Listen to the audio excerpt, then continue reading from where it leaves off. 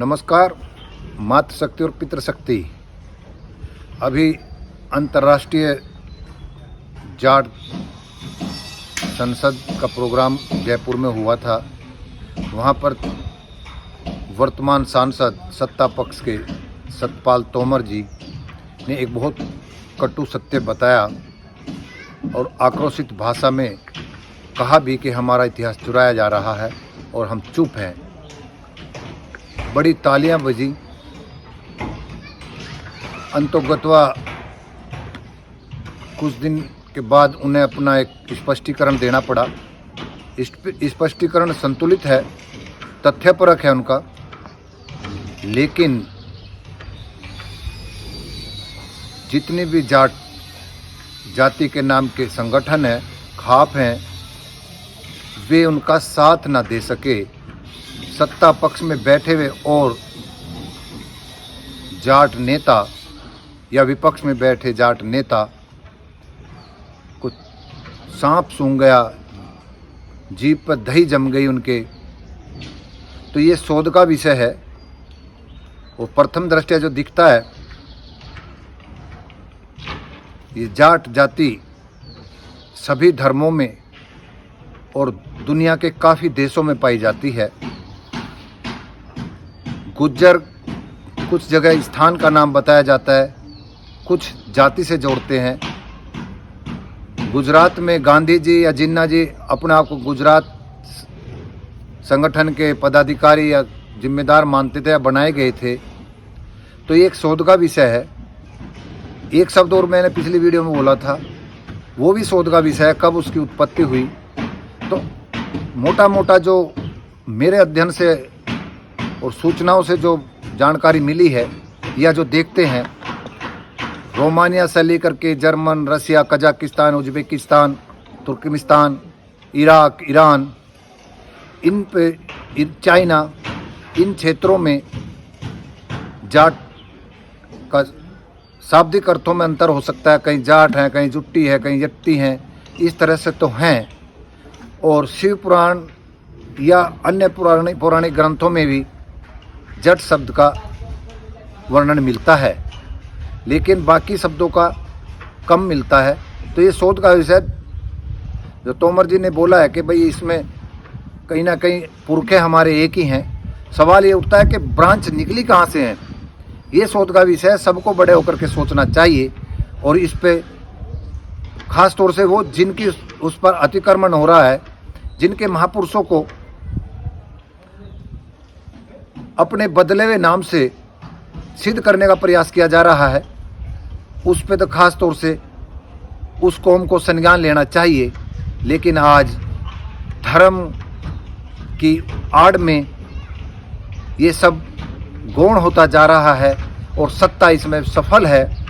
ये कह करके कि केंद्रीय कैबिनेट में देश के प्रधानमंत्री, राष्ट्रपति और मंत्रियों में भागीदारी बता करके दलित, पिछड़े, आदिवासियों की और उनमें बैठे हुए पदाधिकारी, मंत्री, संतरी, जब उनकी वर्गों पर ठेस पहुंचती है, अपमान होता है, अत्याचार होता है, तो वे चुप्पी साध लेते हैं।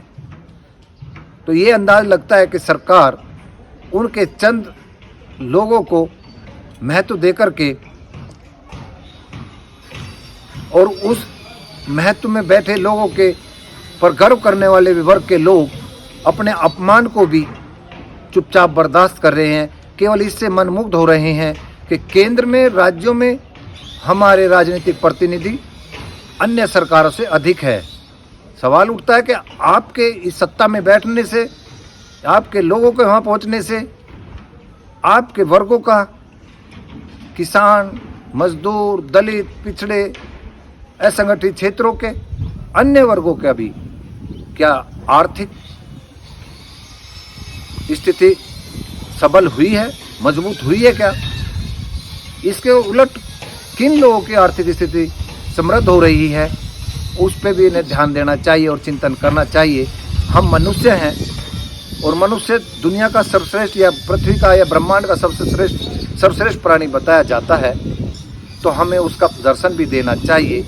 जैसे मैं आज बोलता हूँ, कुछ लोग मेरी आलोचना भी करते हैं, तो मेरा ये मानना है, कल मेरे छोटे भाई आदित्य मलिक है, उन्होंने बड़ा अच्छा प्रसंग सुनाया कि प्रसन्न हिजड़ों पे नहीं उठते हैं, क्योंकि वे ना बलात्कार कर सकते हैं, ना वो संपत्ति का अतिक्रमण कर सकते हैं। यानी वे केवल एक अपने मनोरंजन, अपनी आजीविका के लिए कुछ कार्यक्रम करते हैं, बाकी वे समाज के यानी कि इस कीचड़ में खुद उतरते नहीं हैं।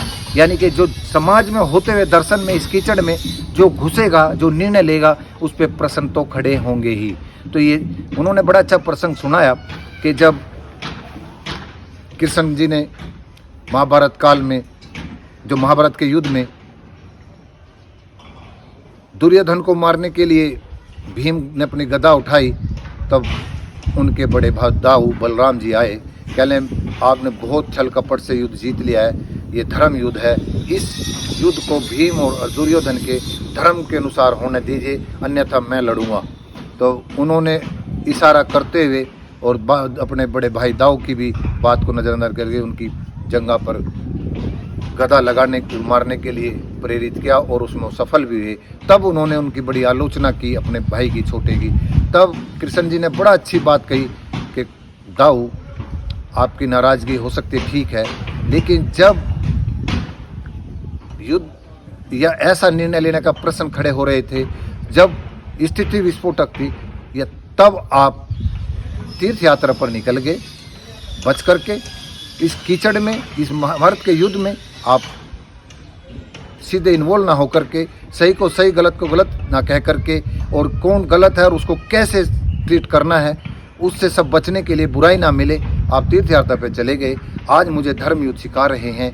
यानी कि उनका ऐसा भाव था कि जब व्यक्ति सत्य और असत्य, छल और कपट, लाभ और हानि, इन सब व्यवस्थाओं को देख करके, जो इनमें घुस करके और इन सब से देख करके सत्य को कैसे आगे बढ़ा जाए, दूरदर्शिता में कैसे अच्छे लोगों को मजबूत किया जाए, उसके लिए तो स्वयं उस कीचड़ में घुसना ही पड़ता है। यानी कि उस संकट काल, उस विपदा और उस विपस्ती में, इस विपरीत परिस्थिति में घुस करके जो वक्तव्य और जो निर्णय लेते हैं, जो बोलते हैं, वो हमेशा बुराई पे ही रहते हैं। तो ऐसे हम अपने आप को ऐसी अवस्था में मानते हैं कि जो सामने दर्शन हो रहा है, हमें किसी सत्ता का लालच नहीं है, किसी की दरबारी नहीं करनी है, और दरबारी करके हमें ये वैभवता भी नहीं चाहिए, न संसाधन चाहिए, केवल और केवल अच्छा स्वास्थ्य, अच्छा चिंतन और मनुष्यता का परिचय देने का एक भूख है। और इसके साथ साथ अपने पीढ़ी, जो हमारी आने वाली नस्लें हैं, उनको एक संस्कारित करके मनुष्यता के भाव में रखने की प्रयास कर रहे हैं। और इसी भाव से हो सकता है कुछ लोग आलोचना भी करते हैं, कोई राष्ट्र के धर्म की कहते हैं, तुम अपने इस धर्म की बुराई करते हैं। तो मैंने ये इसलिए बताया, जो इस संगठन में जो आज सत्ता पक्ष है, वो जातियों का भी बखान करता है कि हमने इतने लोगों को, इतने वर्गों को प्रतिनिधि दे रखा है। और जब उस प्रतिनिधि को दे रखा है, तो हमारा क्वेश्चन बनता है, उस प्रतिनिधि, उस वर्गों के लोगों की होती उपेक्षा आर्थिक और सामाजिक रूप से, उनके बारे में चिंतन कौन करेगा? वे सत्ता लोलुप तो वहाँ सुख ले रहे हैं, और जो जातीय संगठन बना करके, खाप बना करके चुप है। आज एक बड़े मरे मन से उन्हें स्पष्टीकरण देना पड़ा 3-4 दिन बाद में कि हमारे पुरखे एक ही हैं। तो ये बिल्कुल बात सही है, लेकिन ये पुरखों के इनमें से ब्रांचेज किसकी निकली हैं, ये शोध का विषय है। और शोध के विषय के लिए जिनके पास तथ्य हैं, वे क्यों नहीं जोर से बोलते हैं? केवल इसलिए कि नेताओं के हमारे वो जो वोट उनको मिलते हैं, वे खिसक जाएंगे। अरे खाप को इसका क्या चिंता है? जात संगठनों को क्या चिंता है इस बात की? वे तथ्य क्यों नहीं रखते हैं कि कहाँ से हम निकले और क्यों है, और इनका उत्पत्ति कहाँ से है और क्यों है? ये शोध का विषय और हमें ही करना चाहिए। अतिक्रमण हमारा हो रहा है, हमारे महापुरुषों को अपना बताया जा रहा है, तो ये सोचने का विषय है। और ये संगठन के लोग केवल सत्ताओं के चाटुकारी करने के लिए, पद प्रतिष्ठा के लिए, यश कीर्ति के लिए, और इस संगठन को बना करके व्यक्तिगत विकास के लिए, सामाजिक स्तर सुधारने के लिए ही केवल है क्या? तो इस पे विषय पर चिंतन करना कि जो संगठन के पदाधिकारी हैं, उनके द्वारा अपना विकास कितना हो रहा है, और समाज की कुरीतियां कितनी वे दूर करवा रहे हैं, और कितने समाज को आर्थिक और सामाजिक रूप से बढ़ा रहे हैं। राजनीति का हो सकता है उनका सत्ता में बैठने का सभी के समीकरण की जरूरत है, क्योंकि हम अपने वोटों से राजनीतिक पहुंच नहीं बना सकते, लेकिन हमें संतुलित होकर, तार्किक होकर के समाज को इस बात को जोरदार से उठाना चाहिए। नमस्कार।